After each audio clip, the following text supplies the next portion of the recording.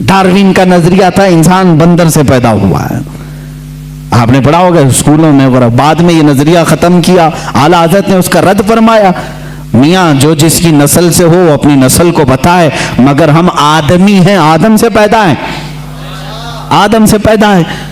ظاہر سی بات ہے سائنس کی ان تمام تھیوریز کو رد کرنا اسی کے بس کا کمال ہے جو سائنس سے واقفیت رکھتا ہے.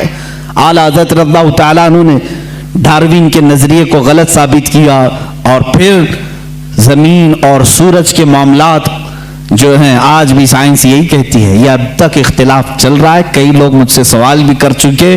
اعلیٰ حضرت رضی اللہ تعالیٰ عنہ کا اس پر اختلاف ہے، اور مجھے امید ہے کہ یہ نظریہ بھی غلط ثابت ہوگا. جو آج سائنس کہتی ہے کہ زمین گھومتی ہے، یہی سائنس میں پڑھے نا، میں بھی پڑھا ہوں اسکول میں، آپ بھی پڑھے ہوں گے. زمین گھومتی ہے، اور زمین گھومتے گھومتے 24 گھنٹے کا ایک مدار ہوتا ہے اس کا، اور سورج کے اطراف گھومتی ہے تو 365 دن ہوتے ہیں.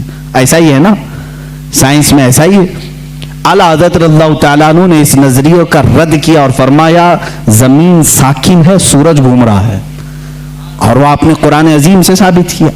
اللہ تعالیٰ فرماتا ہے وَالشَّمْسُ تَجْرِي لِمُسْتَقَرٍّ لَهَا ذَلِكَ تَقْدِيرُ الْعَزِيزِ الْعَلِيمِ. سورج اپنے مستقر پر چل رہا ہے، اور اللہ رب العزت کی بنائی ہوئی یہ مقدار ہے.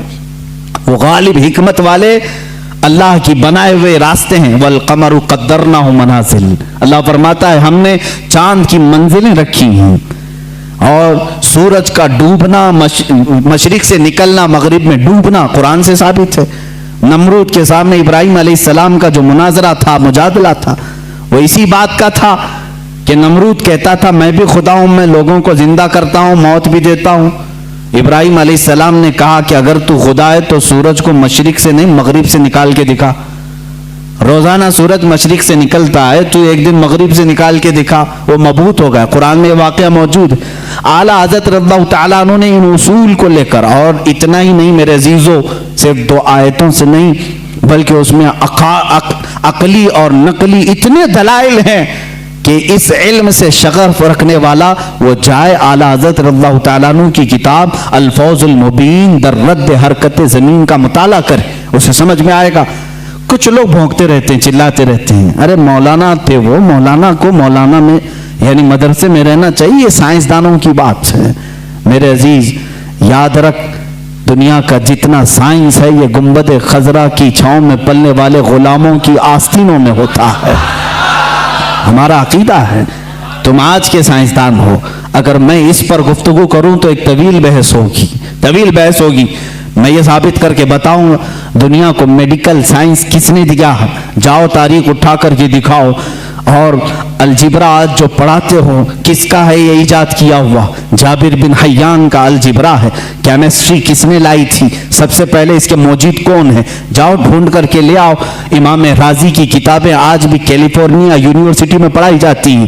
بچوں کے امراض کے متعلق سب سے پہلے لکھی جانے والی کتاب ایک عالم دین کی تھی، امام رازی کی تھی. بو علی سینا کے لکھی ہوئے علم طب کی کتابیں آج بھی موجود ہیں. یہ وہ غلامان رسول ہیں جو رسول کریم صلی اللہ تعالیٰ علیہ وسلم کے دین سے وابستہ تھے، اور دنیا میں انہوں نے سائنس کا، میڈیکل کا، حساب کا لوہا منوا کر کے رکھا ہے. یہ اور بات ہے کہ ہم قسم پرسی کے عالم میں ہیں. آج کے زمانے میں مولوی حضرات سب چھوڑ کر مسلح پر آ گئے ہیں. اس کی وجہ سے تمہیں شک ہو رہا ہے. انشاءاللہ امید رکھو اللہ رب العزت پھر سے کوئی ایسا مجدد پیدا کرے گا جو تمہیں بتائے گا کہ علم دین ہو یا جس کو تم علم دنیا کہتے ہو، یہ در حقیقت محبت رسول اور میرے آقا صلی اللہ تعالیٰ علیہ وسلم کے غلاموں کو صدقے میں دیا جاتا ہے. یہ اعلیٰ حضرت خود فرماتے ہیں شروع میں مجھے منطق کی کتابوں سے شغف تھا. شرح چغمینی بڑی مشہور کتاب اس زمانے کی، ہم تو پڑھے نہیں میاں. ہم تو منطق کی کتابیں جو آج درس نظامیہ میں پڑھائی جاتی ہیں وہ ملا حسن حمداللہ تک یہاں پر ہائیسٹ سمجھا جاتا ہے. شرح چغمینی یہ پہلے کتاب ہوتی تھی، بڑے بڑے علماء نے پڑھا. اعلیٰ حضرت فرماتے میں وہ سب کتابیں پڑھنے کی کوشش کرتا جب آپ کی عمر 10 سال کی تھی، 10 سال کی 11 سال کی عمر میں شرح چغمینی یہ کتابیں پڑھنے لگے. تو آپ کے والد گرامی مولانا نقی علی خان صاحب فرماتے ہیں، اعلیٰ حضرت خود فرماتے ہیں میرے والد نے کتابیں مجھ سے لے لی. میتھمیٹکس ہو یا جو دیگر کتابیں جس میں میں شغف رکھتا تھا، شوق رکھتا تھا، لے لی.